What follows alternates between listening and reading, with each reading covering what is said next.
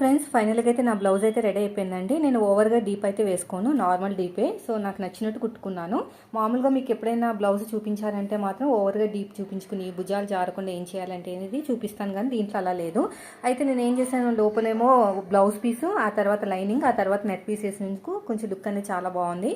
నేనైతే satin cloth తీసుకున్నాను, కానీ అదైతే వేయలేదండి. ఇదైతే చాలా బాగుంది. ఇక్కడ మిమ్మల్ని ఏం అడగాలనుకుంటున్నానంటే, ఇక్కడ మనకి బార్డర్ మిగిలిందండి శారీలో వచ్చిన బ్లౌజ్ పీస్లో.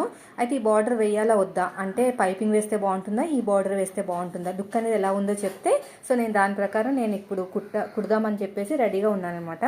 సో ఇప్పుడు హ్యాండ్కి పైపింగ్ వేస్తే బాగుంటుందా, లేదంటే లేస్ జాయిన్ చేయమంటారా?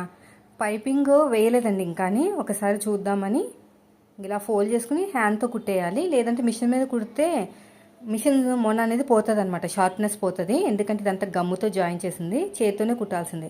ఒకసారి మీరు చెప్తే ఎలా చెప్తే అలా చేద్దామని